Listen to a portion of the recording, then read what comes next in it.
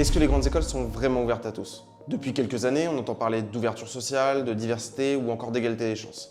Mais dans les faits, est-ce que les choses ont vraiment changé? L'ouverture sociale. L'ouverture sociale. L'ouverture sociale. L'ouverture sociale.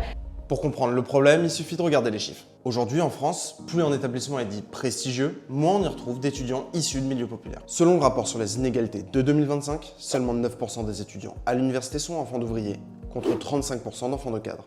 Et dans les écoles dites plus prestigieuses, l'écart est encore plus important. Les enfants d'ouvriers sont 30 fois moins représentés, soit 2%, contre près de 65% d'enfants de cadres. Ces établissements dits prestigieux, ce sont ce qu'on appelle les grandes écoles. Polytechnique, ENS, HEC, ESSEC, INSP, ESCP. Souvent accessibles sur concours après 2 ans de prépa, elles forment une grande partie des décideurs politiques, médiatiques, économiques de demain. Alors, à l'image de la société française, elles se doivent d'être socialement mixtes.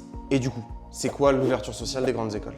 Eh bien, c'est l'ensemble des politiques visant à diversifier le recrutement et la composition des promotions. Donc faciliter l'accès aux étudiants de milieux modestes à travers du mentorat, du tutorat, des voies d'admission spécifiques ou encore des programmes d'accompagnement. Ce mouvement démarre réellement dans les années 2000 avec la charte de l'égalité des chances et la création du groupe Ouverture sociale en 2005, puis les cordées de la réussite en 2008. L'objectif est clair, faire évoluer le système en favorisant l'accès des jeunes de milieux populaires aux formations les plus sélectives. Concrètement, ça passe par des actions dans les collèges et lycées pour informer et accompagner, l'adaptation des voies d'accès et un soutien renforcé pour les boursiers, l'accompagnement des boursiers via des aides financières et sociales, des formations à la diversité pour créer une culture de l'inclusion, et parfois des réductions des frais de scolarité ou des facilités pour les prêts étudiants. Et malgré tout ça, la démocratisation du supérieur stagne. Mais plus on monte dans le prestige, plus la mixité disparaît. Le rapport de la mission d'information du Sénat de septembre 2021 sur l'égalité des chances jalon des politiques de jeunesse montre aussi que 67% des enfants de cadre obtiennent un diplôme au-delà de la licence, contre seulement 16% des enfants d'ouvriers.